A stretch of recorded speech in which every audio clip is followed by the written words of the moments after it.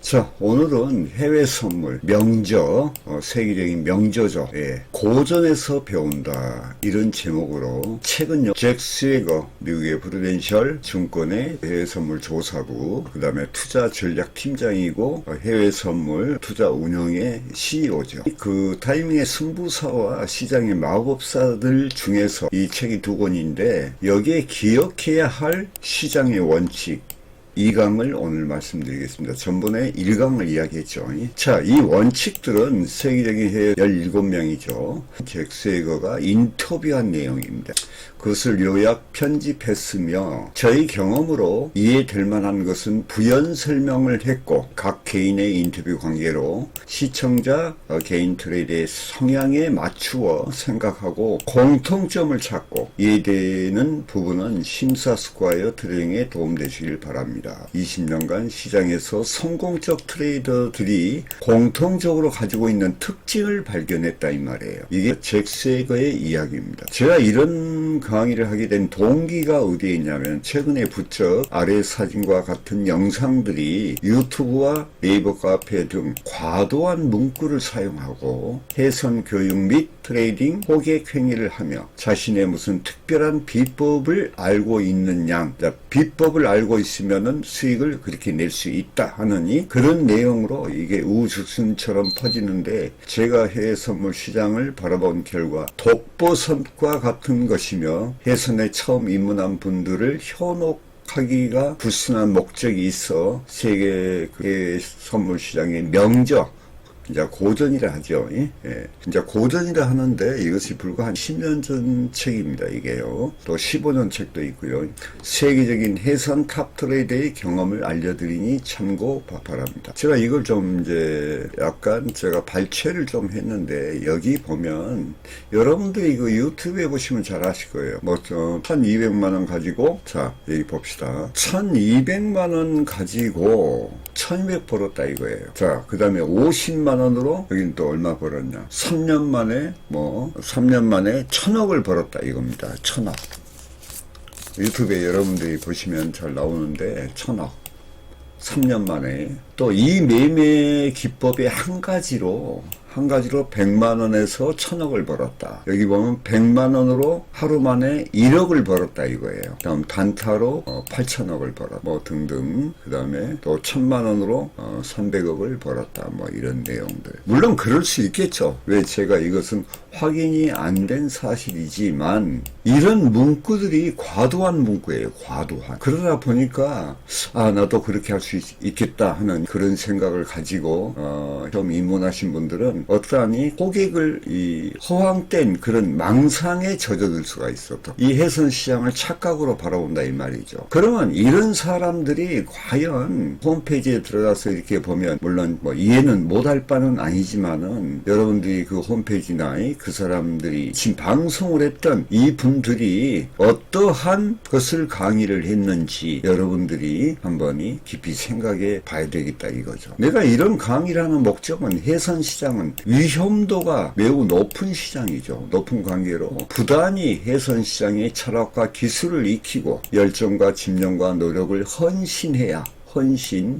그 대가를 받을 수 있다는 것과 비법 등 성공하는 지름길이 없음을 알려드리고자 한다 이 말이에요. 자, 이거 한번 볼까요? 이 해선 시장의 중요한 것은 자기 관리입니다. 이제 여기 그 해외 선물 시장의 그 명저, 세계적인 규율, 자기 관리에 대해서 상당히 강조를 하죠. 왜 규율, 자기 관리가 중요한가에 대해서 두 가지 기본적인 이유가 있다. 자, 첫 번째는 효과적인 위험 관리의 전제 조건이다. 하는 이야기예요. 위험관리. 유연성의 규칙이죠. 그 다음에 두 번째는 어떤 거래를 선택한 것일까? 망설임 없이 당신의 방법을 실행할 그의 기술과 심리의 중요성이죠. 상기 이 두 가지 사항을 보면 일반 트레이더들이 거의 항상 잘못된 것을 고른다고 생각하는데 이런 경향은 편하게 느껴지는 것이 종종 해서는 안 되는 것이다 그 말이에요. 여러분들이 해외 시장에 들어와서 편하게 돈 벌 것 같죠. 천만에 그 그것은 아주 어려운 일입니다. 편하게 느껴지는 것은 종종 해서는 안 되는 것임을 알게 된다. 또한 당신은 나쁜 거래 습관과 동떨어져 있다. 나는 정상적이다 하느니 나는 나쁜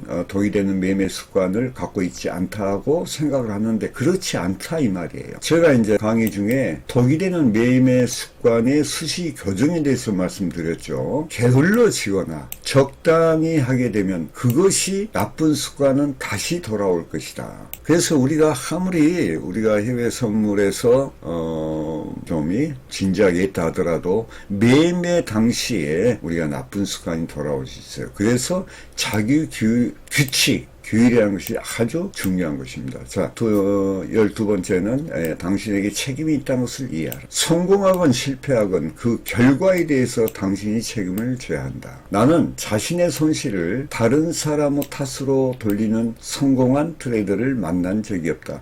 이제 전체적인 그 세계인 탑 트레이더의 공통적으로 이야기하는 거예요. 그 다음에 독립성, 자신의 고유한 생각을 해야 된다. 대중적인 히스테리에 동하지 마라. 아까 말한 대중적인 히스테리, 이게 바로 선동적인 그 과도한 문구를 써서 유혹을 하는 그런 거, 뭐 수익을 많이 낼 수 있다, 나는 어떻게 했다 뭐 하면서 뭔가 이 끌어당기는 거야. 끌어당기는 거. 그것은 인간의 마음을, 어떤 심리를, 탐욕을 부추기는 거예요. 부추기는 거. 독립성은 또한 자신이 결정한 것이다. 자신이 결정한 것이다. 다른 사람의 의견을 절대 듣지 마. 제가 모든 거 믿지 말아 하잖아요. 한두 번 거래에 동의이 되었더라도 한두 번이에요. 다른 사람의 의견을 따르면 결국 손실을 보게 된다. 이게 뭐 우리가 전문가 방에 보면 대여계좌 리딩하신 분들이 있죠. 한두 번 이렇게 수익을 좀 내죠. 그러다가 이제 한번 손실 내버리죠. 그래서 전문가 방에서 손실 본 분들이 많죠. 거의 다죠. 또한 자신의 고유한 시장을 평가하는 방법을 혼란시키기도 한다. 이 이야기는요. 자, 최근에 제가 이제 우리 메카니님하고 어떤 그 무슨 아카데미 들어가서 차트를 설명하는 거 봤어요. 그런데 그거 들어갈 자리도 아니야. 저렇게 해가지고는 상당히 힘들다 하는 것을 우리가 느꼈어요. 그래서 저도 이제 한번 들어서 봤거든요. 내가 지금 하고 있는 기술적인 방법이 도리어 혼란이 오는 거야. 왜? 제가 이제 교육생을 이렇게 만나다 보면 방법을 물어봐요. 기술적인 방법. 너무 쓰레기가 많네. 그런 쓰레기들이에요. 그래서 사람은 그 안에 쓰레기가 오면 뭔가 혼란이 오겠죠. 그런 의미입니다. 당신은 자신의 불빛을 따라가라. 두 트레이더가 조합하면 각자 최악을 얻을 것이다. 이 두 트레이더의 조합이라는 것은 하나의 공부를 함께한 사람은 아니야. 서로 틀리다 이 말이에요. 여기서 나오죠. 동일한 교육자의 협약 근거는 두 개가 협조할 수 있지만 서로 그 어떤 기법이 틀리다 그 말이에요. 기법이 틀릴 때는 이것은 결과는 최악입니다. 사공이 여럿이면 배가 산으로 가죠. 그와 똑같은 거예요. 자, 나보다 더 훌륭한 트레이더로부터 충고도 어떤 면에서는 안 좋은 결과를 초래할 수가 있다 하는 거예요. 여러분 이거 좀 심각하게 받아들여야 됩니다. 자, 그 다음에 14번째 자신감이라는 것이 있는데 우리 트레이더는 항상 그 자신감이 있어야 됩니다. 내가 인터뷰한 트레이더들의 공통점은 계속해서 내가 이길 수 있다는 흔들리지 않는 자신감이다. 성공적인 트레이더의 기본 성격 중에 하나는 그들이 시작하기 전에 게임에 이겼다고 믿는 것이다. 이건 자신감이죠. 그럼 이 자신감은 어디에서 나오냐는 거죠. 우리가 트레이드의 집념 노력으로 차트 공부를 갖다가 열심히 하고 통달을 하고 그런 어떤 장인의 정신을 가지고 했을 때 이런 흔들리지 않는 자신감이 나오겠죠. 자, 손실은 게임의 일부다. 자, 위대한 트레이더는 손실이 거래라는 게임의 중요한 요소라는 것을 잘 알고 있다 이 말이죠. 이런 태도는 자신감과 연결된다. 그러니까 자신감하고 뭐 시작하기 전에 게임에 이겼다 하느니 이런 자신감과 손실은 게임의 일부다. 한번 들어보세요. 이 비범한 트레이더들이 장기적으로 결국 이길 수 있다고 자신하기 때문에 개별적인 손실은 그다지 문제되지 않는다. 손실이 나도 전혀 신경을 쓰지 않는다. 언제든지 다시 그것을 만회할 수 있다고 생각한다. 이 문제에 대해서 제가 이제 말씀드릴게요. 저도 이제 경력이 많이 있지만 일반적인 뭐 조금 손실 나는 거 별로 신경 안 씁니다. 왜냐면요. 뭐 언제든지 기회 오면은 제가 우리가 이제 뭐 단타 다계약이라든가 하는 데서 얼마든지 수익을 낼 수 있기 때문에, 그러면 그 원천이 어디에 생겼냐 이 말이죠. 제가 여러분 강의에서도 여러 번 이야기했지만은, 저는 차트 유형과 핵심 패턴에 대해서 이렇게 겸손하게 이야기하면 아직도 차트 반복 훈련을 하고 있지만, 지금까지 해온 강의만 해도 3만 강의가 넘죠. 왜 그렇게 정말 힘들더라도 그렇게 한 이유가 무엇이? 밥은 안 먹어도 내가 차트가 없어요. 자, 그렇게 이제 차트 공부를 오래 하다 보니까 제가 이제 뭐 병도 나고 뭐 그랬겠지만은, 그래서 뭔가 준비를 철저히 했다는 이야기예요. 이런 분들은 손실은 게임의 일부다 이 말이에요. 별것이 아니다 이거죠. 그리고 손실에서 배운다는 거예요. 자, 또한 손실에 대한 두려움보다 더 좋은 손실에 대한 처방전은 없다. 이게 매매 심리예요. 우리가 손실에 대한 두려움을 우리가 느끼죠. 그럴 때는 어떻게 해야 돼요? 저는 차트 공부를 뭐 1시간, 2시간, 10시간이고 계속 합니다. 왜? 손실에서 배우기 위해서. 그래서 이 손실에 대한 두려움이 도리어 처방전이 된다니까요. 그냥 이 손실에 대한 두려움만 갖고 있으면 안 돼. 이것을 극복하기 위해서 내가 무엇을 해야 될 것인가, 이걸 생각을 하고 말이에요. 그럼 우리가 왜 손실 봤어요? 차트를 잘못 봤기 때문에 그랬지. 오판했기 때문에 그랬지. 그 오판한 근거와 이유가 있을 거 아니냐. 그러면 그것을 이해를 하고 깨닫고 내가 반복 연습으로 함으로써 내가 트레이딩에 도움이 되도록 해야 될까? 내 자신을 성장시켜야지. 자, 만약 손실을 감수할 수 없다면, 이걸 이겨내지 못하면요, 더 큰 손실을 보거나 혹은 좋은 거래 기회를 놓치게 된다. 이게 기회 손실 비용이라고 그래요. 기회. 한 곳에 물려 있으면요, 거기에 이제 물려 있는 바람에 뭐 예를 들어서 골드에 물려 있었는데 오일에서 좋은 기회가 와, 아니면 나스닥에서 좋은 기회가 온다든가, 그 기회를 놓치니까 여기에서 손실이 문제 아니라 더한 손실이 와. 왜? 좋은 기회를 놓쳤기 때문에 그래요. 놓치게 되니까. 아시겠죠? 자, 자신감이 떨어질 때는 잠깐 휴식해라. 제가 이런 말 하죠. 휴식, 그것도 하나의 전략이다. 자신 있을 때, 그리고 낙관적일 때만 거래하라. 보통 보면요, 여러분이 손실난 뒤에 그 본전만의 심리로 인해서 어떻게 하든가 내가 복구를 해야 되겠다. 그럴 때는 한 발 뒤로 물러서야 되는데 그냥 들어가는 거야. 그래가지고 손해본 경우가 많이 있죠. 그래서 자신의 심리 상태가 부정적일 때는, 그럴 때는 잠깐 쉬는 것도 좋다. 거래 시 만약 부정적인 생각이 든다면 그것은 거래를 그만두라는 신호다. 거래는 천천히 신중하게 다시 복귀하고, 만약에 손실난 뒤에는 천천히 신중하게 다시 복귀하고, 그 차가운 바다라고 생각해라. 우리가 차가운 바다에 들어갈 때는 어떻게 해요? 바다에 뛰어들기 전에 먼저 물이 얼마나 찬지 살펴보지 않아요. 그런 어떠한 여유를 가져라 그 말이죠. 그 다음에 충고를 구하고 싶은 충동. 충고를 듣고 싶어하는 충동은 자신감의 결여에서 나타나죠. 만약 다른 사람의 충고를 듣고 싶어진다면 지금 가지고 있는 포지션을 정리해라 그 말이에요. 왜냐하면 확고한 믿음이 없는 거야. 그러니까 충고를 듣고 싶어 하죠. 그럴 때 매매하지 마라 그 말이지. 설령 포지션을 갖고 있더라도 정리를 해라. 자, 내려보겠습니다. 자, 그 다음에는 인내의 미덕이라는 건데, 이게 상당히 중요합니다 여러분. 인내의 미덕.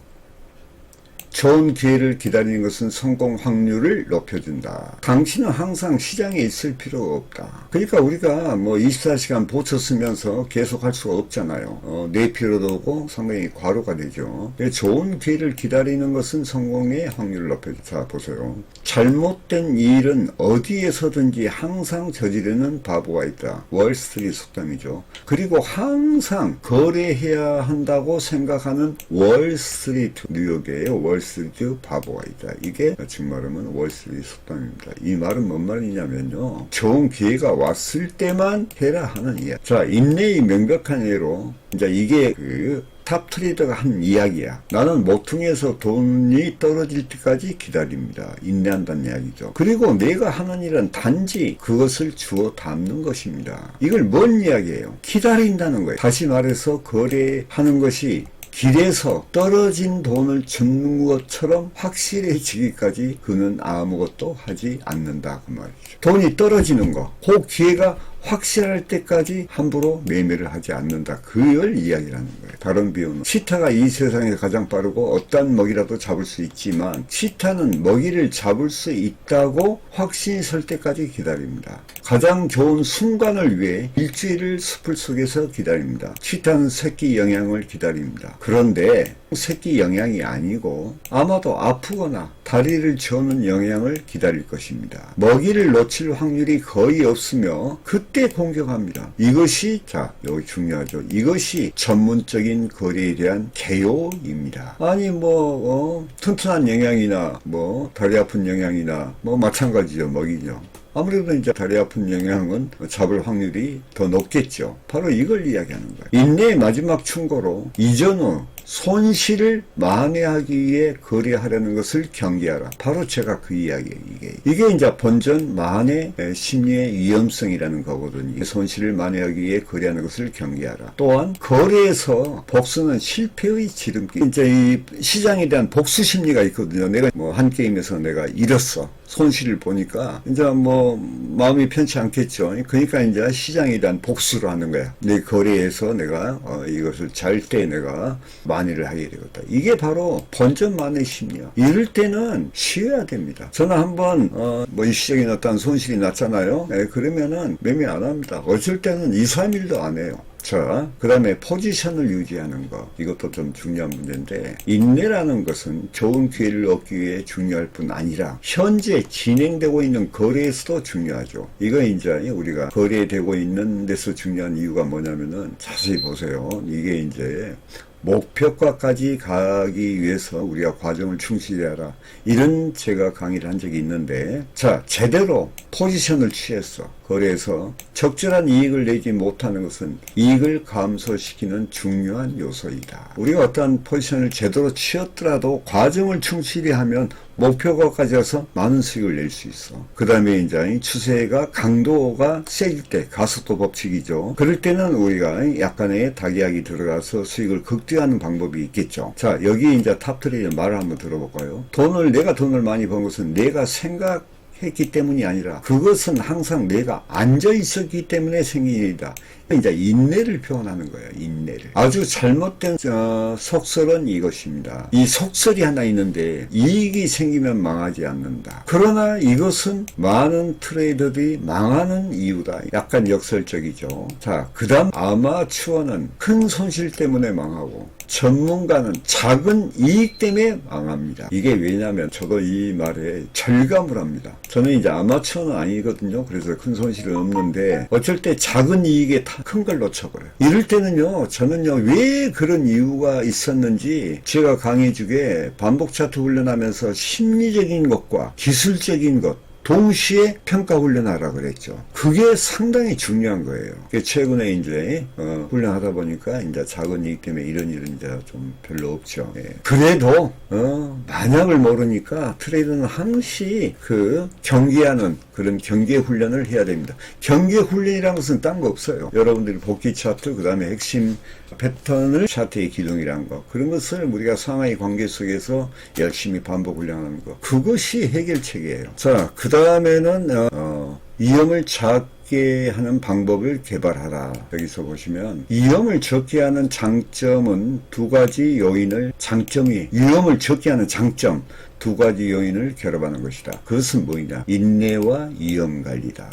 위험을 작게 하는 전략을 생각해 보는 것은 모든 트레이더의 유용한 방법이다. 구체적인 생각은 트레이더가 거래하는 시장과 거래 방법에 따라 다를 것이다. 위험을 적게 하는 방법이 이제 어떻게 보면요, 거래하는 시장이 있겠죠. 그 다음에 거래 방법, 이것은 이제 기술적인 문제겠죠. 이런 문제도 있고, 손절 문제 이런 게 있겠죠. 그리고 그 다음에 인내도 위험을 적게 하는 방법입니다. 왜냐면은 우리가 참지 못하고 조급함으로 우리가 선진입을 한다든가, 또 차트를 공부를 많이 안 해서 그 차트의 시장의 종류를 몰라. 근데 이제 난해한 장에 또 들어가. 이 초보자들이 그 조급함으로 들어갈 장이 아니야. 난해한 장. 즉 말은 우리가 시장 종류를 파악하라 그랬죠. 시장의 종류에 맞게끔 우리가 대응하라 하는 거. 추세장, 하락 추세, 상승 추세, 그 다음에 뭐 변동장, 뭐 이평선 혼재구간 이런 데는 들어가면 안 되거든. 물론 변동장이 큰 변동장은요 상당히 수익내기가 좋습니다. 그런데 그런 장도 모르는 사람들이 그냥 들어가는 거야. 써있길래 제가 이제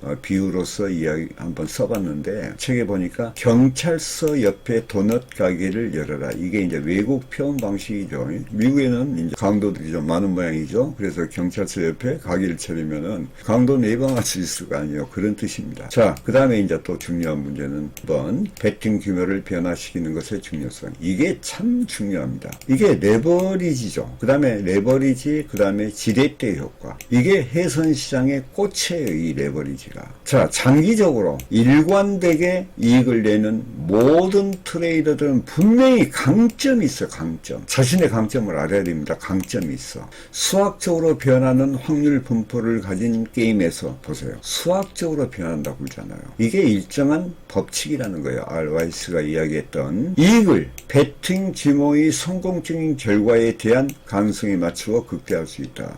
제가 이제 강의 중에서 단타, 다계약 훈련을 강화하라. 추세의 연결점 이런 걸 자꾸 강조하죠. 그 다음에 다계약도 여러분이 뭐 단계약으로 치다가 미니 하다가 그래 나 오늘부터 나 10계약으로 칠래. 여러분 손 안 나갑니다. 할 수도 없고 심리적으로 그것도 되지 않아. 그것은 단연간 훈련에 의해서 되는 거예요. 그래서 저는 이제 이런 어떠한 다계약 강점을 제가 좀 갖고 있죠. 제 자신이 제 약점과 강점을 알아야 돼. 자, 만약 자 보세요. 만약 트레이더가 어떤 거래에서 매우 큰 이점, 유리한 점을 가졌다고 생각한다면 보다 공격적으로 거래하는 것이 좋다. 바로 이거 아니에요. 저는요 딱 때가 오면요 단계약으로 가다가 다계약으로 딱 들어갑니다. 그게 제 강점이에요. 그래서 어느 순간 딱 오면요, 예를 들어서 저항까지 오면은 거의 저항점 구분선에서 딱 정리하고 그 다음에 단계약으로 또 들어가는 거예요. 그게 단계약으로 놀다가 때가 오면 다계약으로 승부를 걸어버리죠. 근데 그 승부가 다 맞아. 왜? 차트 공부 많이 했잖아요. 핵심 패턴 알잖아요. 그 경험이 있잖아요. 그게 쌓여서 강점이 된다 그 말이에요. 자, 장기적으로 높은 수익을 유지하기 위해서는 자본금을 잘 지켜야 돼. 이게 리스크 관리죠. 이게 첫째죠, 첫째. 이것만 갖고 있으면 안 돼. 리스크 관리 잘하고 있으면 매매 안 하는 게 낫지. 안 할 수 없잖아. 그런데 또한 뭐가 필요하냐? 홈런이 필요하다고 말해. 홈런. 내 강점을 이용해서 수익을 극대화시키는 거. 극대화시키는 강점이 필요하다 이 말이에요. 자, 어느 거래에 대해 엄청난 확신이 있다면 시장의 약점을 파고 들어가야 된다. 여러분 이 말에 대한 것은 참 내가 설명하기는 힘든데 이 약점이 있어요. 약점이. 그 약점을 파고 우리가 재진입을 한다든가 하는 것은 약점을 파고 들어가는 거예요. 그 다음에 다계약을 쓴다든가 하는 극대화하기 위해서 그건 시장의 약점이 되는 것은 내가 그런 강점을 갖고 있기 때문에 뭐냐 차트를 알면은 시장의 약점이 보여. 그래서 제가 핵심 패턴 기둥이라고 그랬죠. 그리고 핵심 패턴이 시나리오를 만든다고 그랬죠. 그 약점을 파고 들어가는 거예요. 자, 많은 시장의 마법사들에게는 이게 이제 그 책 제목이 시장의 마법사들이거든요. 그래서 이게 탑 트레이더입니다. 언제 거래를 가속할 것인가? 여기에 가속이라는 것이 나오죠. 가속이란 말은 가속도의 법칙이에요. 관성의 법칙에 의해서 가속화가 일어나는 것에 대한 예리한 판단력이 있다 그 말이에요. 그러면 언제 거래를 내가 가속화할 것인가에 대한 예리한 판단력이 뭘로 나옵니까? 여러분이 차트를 보지 않고는 이거 나오지를 않아. 그렇게 하는 용기는 그대로 엄청난 높은 승률의 도구다. 그러니까 여러분들이 차트 공부, 핵심 패턴, 차트 유형 해서 여러분들의 해선 시장의 그 차트에서 강점을 가져야 돼. 그것은 여러분의 노력 위에는 없습니다. 여러분들이 아까 이야기했던 어떤 단타 매매 기법으로 50만원 갖고 1000억을 벌었다. 그런데 휩쓸리지 말고 자신부터 착실하게 실력 쌓아가라 그 말이에요. 어느 탑 트레이드의 경우 100대 1의 비율로 거래 규모를 변동하는 것은 드문 일이 아니다. 이런 방법은 잃고 있을 때 손실을 줄일 수 있고 잘 될 때는 이익을 극대화한다. 이게 이제 불타기란 이야기인데 아까 얘기했죠. 한 계약 가다가 내가 약간 손실을 봤어. 그럴 때는 예를 들어서 손실을 봤어. 그러면 두세 계약 딱 들어가면은 반등할 때 전부 찾아내불잖아요. 이제 그런 의미에 잃고 있을 때 손실을 줄일 수가 있고 또 잘 될 때는 예를 들어서 한 계약 가다가 여기에서는 두세 계약 들어간다. 그러면 이익을 극대화죠. 제가 이제 이런 데는 저도 이제 한 100계약 쳐본 적이 있습니다. 이것은 종목에 따라 틀리는데, 보통 이제 나스닥 경우는 한 3, 40계약이 들어가는 경우가 있죠, 이제. 그럴 땐 수익이 극대화 됩니다. 자, 그 다음에 점진적인 포지션 관리. 포지션을 취할 때나 나올 때 전체를 한꺼번에 할 필요는 없다. 이게 이제 분할 매수 매도를 이야기하거든요. 조금씩 포지션을 취하거나 정리하는 것은 거래를 미세하게 조정하는 데에 유연성을 제공하고 대안을 넓혀줘. 뭐 일괄청산 이런 것을 제가 주로 하는데, 그러면서도 어떤 경우는 한 계약을 들어가서 갖고 놀아, 자연스럽게. 그러면서 때가 오면은 다계약 들어가서 또 뽑아먹고 나오고 뽑아먹고. 그러니까 내가 1대5로 가요. 1, 5, 5. 그래서 5는 청산해. 그 1은 갖고 가는 거야. 그래가지고 이제 상승이다 그러면은 예를 들어서 고점 왔을 때 제가 청산하고 놔두면 하락 조정받잖아요. 그러면은 그 다음에 이제 이격선이 딱 올라오면 거기에서 이제 회귀 현상이 일어났을 때 이제 상하이를 보면서 거기서 또 5계약 들어간다든가, 아직도 진폭이 남았어. 그럴 때는 10계약 들어간다든가 하는 그런 어떠한 점진적인 어떤 포지션 관리를 하게 되는 것이죠. 제가 지금 오늘 설명한 총체적인 설명이니까 여러분들이 잘 판단하시기 바랍니다. 시장에서는요, 천재가 되는 것보다 옳은 것이 더 중요하다. 이게 참 중요한 거예요. 제가 전번 강의에서도 똑똑한 것보다 꾸준함이 더 중요하다고 그랬죠. 그런데 시장에서는 옳은 것이 더 중요해요. 그래서 여러분이 올바른 차트를 선택하고 있는 것인가, 이게 상당히 중요하거든요. 제가 이제 그 프리캡이나 이런 데 보면요, 뭐 색깔, 뭐 상승은 붉은색, 뭐 하락, 예를 들어서 파란색, 그래가지고 이렇게 가로 세로로, 세로로 이렇게 색깔을 이어놓은 거. 그 다음에 화면이 전부 검, 이런 거 막 색깔 넣고 하는 거, 그걸 제가 상당히 혐오합니다. 왜냐면요, 여러분들이 그리고 이제 이평선 보면 뭐 세선을 연다든가 하느니 뭔가 간단하게 하려 하는 거. 여러분 세계적인 탑 트레이더든요, 뭐 알렉산더 엘더박스도 그렇지만은 이평선 5개나 5개를 씁니다. 근데 거의가 5개예요. 그리고 그분들 차트를 보면요, 한국에서도 사실 여러분들이 알지 못한 유명한 트레이더들이 있거든요. 책 저자들, 뭐 아키소니, 프로트레이더와 추세적 전략. 보세요. 순수하게 이 평만 딱 있어요.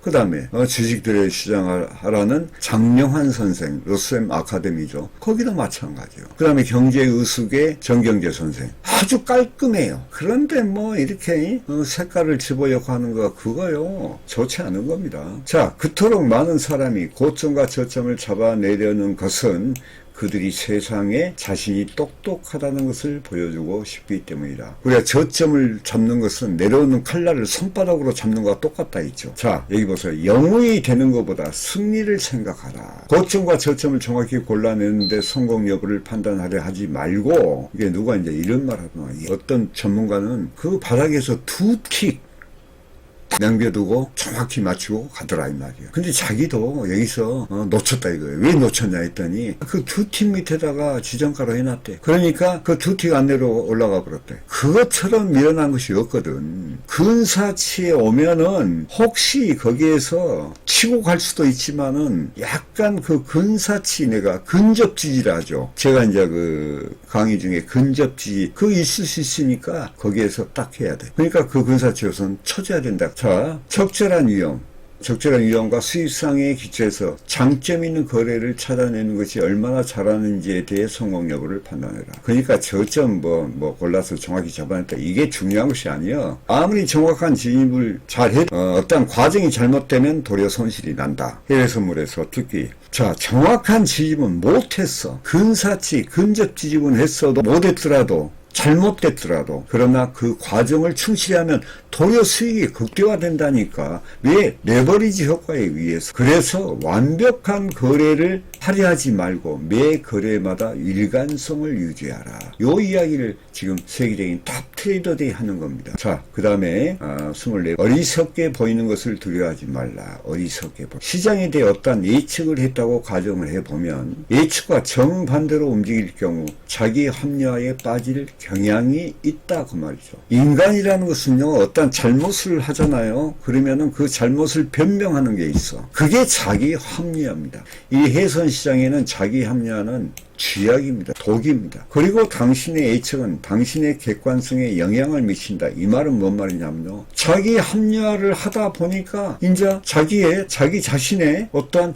객관성에도 영향을 미쳐버려. 그러니까 이제 이런 말이에요. 사기꾼이 하도 거짓말 하다 보면 거짓말이 몸에 배불잖아. 그래서 뭐라고 그래요? 숨 쉬는 것 빼고 다 거짓말이라고 하죠. 이렇게 자신을 망쳐버리는, 자신 객관성에 영향을 주는, 망쳐버리는 이런 게 나타난다 그 말이에요. 그래서 시장을 있는 그대로 보라. 있는 그대로 봐야 돼. 그래서 시장을 객관성으로 봐야 된다 그 말이에요. 이게 어리석은 거라고. 사실은 자기 합리화의 결과는 손실이 나는 포지션을 더 오래 연장할 뿐이라 그래요. 자기 합리니까 이제 지금 계속 손실 나고 있는데도 합리화를 하다 보니까 손실 나도 계속 연장하면 뭐예요? 이런 문제의 쉬운 해결책은 자신의 포지션에 대해 이야기하지. 이제 이 말은 남하고의 관계에 어리석게 보이지 않으려고 남하의 관계에서 그것을 어리석게 보이는 것이 두려운 모양이죠. 그래서 이런 자기 합리화에 빠질 경향이 있고, 그래서 결론은 자기 포지션을 이야기하지 마라. 내 말은 뭔 말? 자기가 자기 자신한테도 그렇게 해야 된다는 이야기야. 남뿐만이 아니고. 그래서 자기 자신이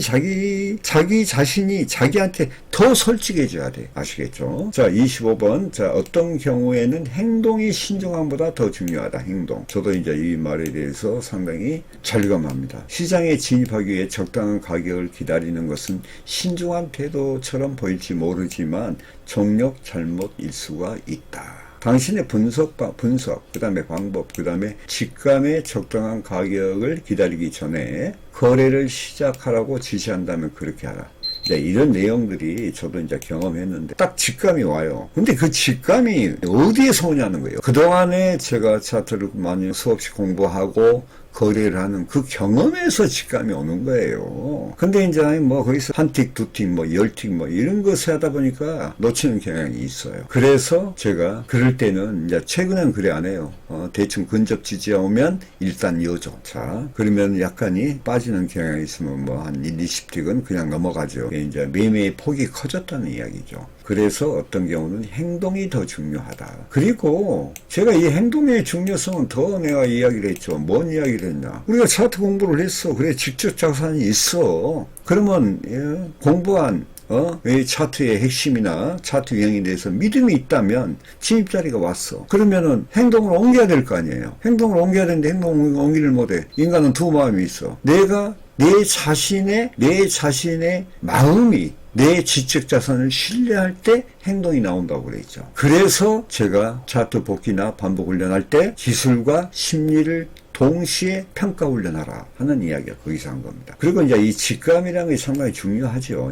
그 직감이 옵니다. 그것은 직감은 어떠한 지적 자산을 바탕으로 해서 생기는 겁니다. 그냥 아무렇게나 생긴 것이 아니고. 자, 거의 다 끝났네요. 자, 6번입니다. 자, 움직임의 일부를 잡는 것만으로도 괜찮다. 재진입의 중요성이죠. 당신이 새로운 트렌드에 처음 움직임을 타지 못했다고 그 트렌드를 외면하지 말라. 트렌드의 가장 쉬운 부분은 사실은 중간이다. 그것은 항상 트렌드의 기초를 놓칠 수 있음을 의미한다. 이 말 뜻은 뭐냐면은 우리가 이제 항시 정확한 진입자리에 들어가기가 여러 사정상 힘들죠. 뭐 식사를 하러 왔다든가 아니면 잠시 휴식했더니 그냥 그 진입 자리를 넘어 들어간 거야. 놓친 거야. 그럴 때 어찌해야 돼요? 재진입을 노려야 돼요. 그래서 그 어떠한 움직임의 일부만 잡는 것도 괜찮다 이 말이에요. 그런데 이 해외 선물은 레버리지가 있어. 내가 그걸 놓쳤다 하더라도 눌림목, 예를 들어서 상승할 때는 하향 조정, 그 다음에 하락할 때는 상향 조정, 이때 재진입을 하면서